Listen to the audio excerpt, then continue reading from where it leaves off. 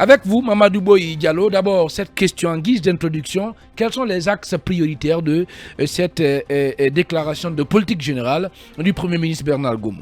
Alors, les axes prioritaires, il y en a beaucoup. On ne peut pas parler de tout ça, mais quand même, on va s'efforcer de décliner certains. D'abord, il y a le plan économique, le plan politique, la demande sociale. On commence par le plan politique. D'accord. On va aller pas à pas. Donc, la politique générale, pour planter le contexte, la politique générale du gouvernement, c'est un plan qui englobe, de manière générale, les actions phares programmées par le gouvernement dans le secteur stratégique et prioritaire en vue de répondre, bien évidemment, aux demandes des populations. Je rappelle de passage que la politique générale du gouvernement n'a de sens que lorsque les annonces dans le plan d'action sont réalisées sur le terrain avec un plan de suivi d'évaluation. Et vous savez, en Guinée, le véritable problème, c'est le suivi évaluation justement des actions concrètes sur le terrain. Alors, beaucoup de choses ont retenu mon attention puisqu'on était dans la salle hier par rapport à cette politique générale du gouvernement, un exercice auquel les premiers ministres se livrent devant les conseillers. D'abord, sur le plan politique. Qu'est-ce qu'il faille retenir de son discours? C'est que le PM a rappelé la nécessité aujourd'hui de promouvoir la stabilité politique du pays, la stabilité des institutions républicaines, la stabilité tout court des organes de la transition en cours. Cela permet justement à ce que la transition puisse se mener à bon port. De l'autre côté, parlant toujours de ce plan politique, il a aussi mis le focus sur le dialogue interguinéen en cours qui vient de prendre fin. Quoique les grandes coalitions politiques du pays, notamment l'ANAD, le RPG Arc-en-Ciel et le FDC politique, n'ont pas pris part à ce dialogue interguinéen puisqu'ils avaient des préalables, notamment les poursuites judiciaires contre leur leader. Malheureusement, ils n'ont pas participé à ce dialogue. Il y a aussi le fait que le Bernard Gomo s'est réjoui du fait que la CEDEAO et la Guinée sont parvenus à un compromis par rapport au chronogramme de la transition. Vous le savez, il y a eu des prises de bec, il y a eu en tout cas des relations très tendues entre la CEDEAO et le CNRD par rapport justement au chronogramme de la transition, mais finalement ils sont parvenus à un accord sous les 24 mois. C'est ce qu'on peut dire sur le plan politique. Alors sur le plan économique, là le Premier ministre a en tout cas avancé des chiffres. Vous le savez que la Guinée a eu une économie résiliente par rapport au choc exogène dû notamment à la pandémie du Covid-19. Les effets de la pandémie du Covid-19 continuent encore à l'échelle mondiale, mais il y a aussi la guerre entre la Russie et l'Ukraine. Vous savez, cette guerre a exacerbé les prix sur le marché mondial. L'Ukraine et la Russie, ce sont des pays producteurs du blé. Alors, cette guerre a enregistré une flambée des prix du blé sur le marché mondial. C'est ce qui a eu aussi une répercussion justement sur les prix, sur l'Afrique et d'autres continents. Il y a aussi le fait que le Premier ministre, dans son discours, a indiqué que cette économie guinéenne a été résiliente malgré les chocs. Et cette résilience de passage a été tirée par le secteur minier, par rapport au dynamisme du secteur minier, puisque vous savez, le secteur minier, malgré la crise de Covid-19, c'est un secteur quand même qui a continué à fonctionner et à apporter des revenus substantiels à l'économie guinéenne. Bien. Ça, c'est un premier aspect. L'autre aspect qui résume la résilience de l'économie guinéenne, c'est quand même le dynamisme aussi du secteur des télécoms. Malgré la Covid-19, le secteur des télécoms a été aussi un secteur qui a apporté beaucoup à l'État, élargi aussi au secteur lié aux prestations de services, mais aussi aux bâtiments et travaux publics. Donc, en 2021, par exemple, il a été rappelé, en tout cas dans le discours général du politique générale du gouvernement, que le taux de croissance a été de l'ordre de 4,9%. En 2022, 5,2%. Et en 2023, la croissance attendue est de 5,7%.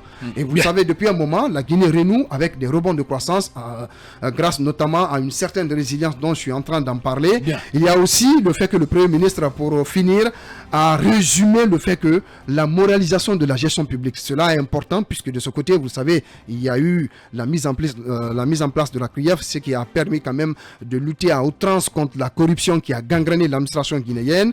Il y a aussi le paiement des arriérés de dette au niveau des entreprises de la place, puisque vous savez, la dette s'explose en deux parties. Vous avez la dette intérieure et la dette extérieure. Bon, on reviendra aussi sur d'autres pans. On reviendra sur d'autres pans de ce discours, parce que la demande sociale, durant toute la semaine, on n'a pas eu le temps de toute la semaine, on aura la possibilité de décortiquer, bien entendu, les principales articulations de cette déclaration de politique générale, donc déclinée hier par le Premier ministre Bernard Gomo. Mais sur le plan politique, il y a eu des grandes annonces. Mamadou Baldé, par exemple, pour un retour à l'ordre constitutionnel, Bernard Gomo a affirmé et a dit qu'il faut à la Guinée 97 milliards de francs guinéens qui seront affectés au recensement, par exemple, général de la population, et 400 milliards de francs à la préparation des élections. Rapidement. Oui, vous savez, la mission essentielle de la transition, c'est comment, en tout cas, faciliter le retour à l'ordre constitutionnel dans notre pays. Et dans ce sens-là, l'organisation des élections, voilà, d'abord au niveau de la base, maintenant jusqu'au niveau national, tout cela est important et ça a un coût. Et d'ailleurs, le Premier ministre s'est félicité du fait qu'aujourd'hui, la Guinée a renoué avec la communauté internationale, avec les partenaires techniques et financiers, et parce que c'est important, le coût de ces élections-là, tout cela est important. La Guinée ne peut pas, à elle seule, mobiliser toutes les ressources nécessaires pour l'organisation de ces élections-là. Donc, au nom du principe de subsidiarité, parce que vous savez, avec l'accord que la Guinée a trouvé entre la Guinée et la CEDEAO, donc aujourd'hui, ces institutions internationales peuvent quand même s'aligner derrière cet accord-là et mobiliser les fonds nécessaires pour l'organisation de toutes ces élections-là. C'est important, le Premier ministre a insisté sur ce point-là. Alors, un autre point important de son discours, c'est qu'il a parlé de la mise en place du programme de référence intérimaire.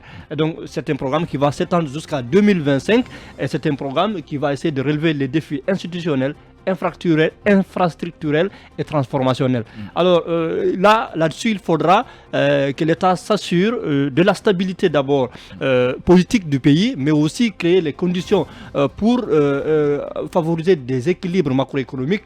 Tout cela, on en a besoin pour favoriser ces élections-là, favoriser son retour à l'ordre constitutionnel et aussi maîtriser l'inflation. Parce que vous savez, la question de l'inflation, c'est important. Et le Premier ministre aussi est revenu sur des questions sociales. On reviendra là-dessus. Parlant des questions sociales, qu'est-ce qu'on va faire? On va partir sur le terrain pour retrouver Dora Boubacar Keïta. Il est le président de la jeunesse CEDEAO. Encore une trentaine de minutes à passer ensemble au compte du supplément d'infos sur Film Guinée. Avant d'accueillir notre invité Ibrahima Sorilène Consoma, on vient d'écouter Dora Boubacar Keïta sur cette déclaration de politique générale du gouvernement dans les jours à venir. On va encore essayer de relayer les réactions, de prendre en compte les réactions des politiques, c'est extrêmement important. Mais bien avant, quelle lecture en faites-vous? Il faut dépasser les discours. Des beaux discours dans ce pays, on en a connu. Nous avons besoin des actes concrets sur le terrain. Je parle par exemple à la volonté de lutter contre la corruption, la mauvaise gouvernance et tout. Mais on a un gouvernement dont on ne connaît pas le bien des membres. C'est ça aussi la réalité. C'est-à-dire aujourd'hui, l'exemple doit venir d'en haut et l'imitation en bas. Ceux qui veulent lutter contre la corruption, on ne sait pas qui ils sont. On ne sait pas qu'est-ce qu'ils ont avant d'être au pouvoir. Et on apprend par-ci par-là que Paul ou Pierre a acheté des terrains de milliards, l'autre des immeubles. Et vous savez qu'une ministre vraiment est partie de ce... Oui, pour le moment, il n'y a pas de preuve. Quand il y a des rumeurs, oui. Quand il y a des rumeurs, c'est aux autorités de nous aider à comprendre. Justement. Une ministre est partie de ce gouvernement parce qu'elle a insisté sur la déclaration des biens. Merci pour les intentions, mais traduisez-les en actes concrets. Bien. La politique sociale, les Guinéens sont divisés, vous continuez à les diviser, il n'y a pas d'entente. Moi, je crois que tout cela est bon en termes de discours, mais rendez les discours pratiques sur le terrain. Il y a un gros contraste entre ce qui est annoncé et la réalité du terrain. On parle des performances macroéconomiques, microéconomiques, ça c'est des baratins. L'essentiel, le bas peuple, qu'est-ce qu'il ressent? Est-ce que le loyer est moins cher? Est-ce que le pari de la ménagère, le poids est léger? Est-ce que les gens mangent 2 repas par jour? Non. Donc c'est ça la réalité. Bien. Les discours politiciens là, basta, on veut de la réalité et pour le moment, ce ne sont que des populistes. Il faut que des discours populistes et les citoyens vivent. C'est pas mauvais de dire ce qu'on doit faire pour son peuple. Les citoyens vivent le martyr dans ce pays-là. On ne mange plus maintenant 2 repas par jour, c'est interdit et vous ne dormez pas. Vous dormez dans des difficultés extrêmement difficiles. Je pense que ces beaux discours-là, sur le papier, c'est un bon discours. C'est un bon discours. Mais en réalité, rien n'est fait pour nos concitoyens. Merci. Rapidement, Ibrahima Diallo, rapidement, votre lecture là-dessus. Oui, on salue ces beaux discours qui sont tenus très souvent par les premiers ministres.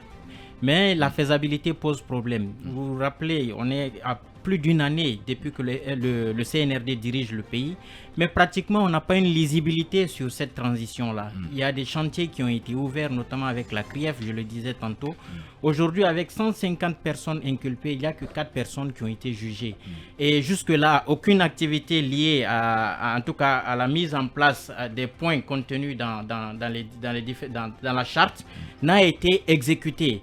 Et j'ose croire qu'avec la présentation de cette politique générale du gouvernement, que le Premier ministre et son équipe veillent mettre maintenant en place exécuter les points contenus dans les différents accords, notamment puisque surtout qu'on nous dit qu'aujourd'hui que la CEDEAO est prête à accompagner le pays. Je pense que c'est le bon moment de matérialiser ce beau discours-là. Ibrahima Sori Diallo, administrateur général du site laguinée.info. À présent, on va accueillir notre invité et c'est au compte de la rubrique Le Hard Talk.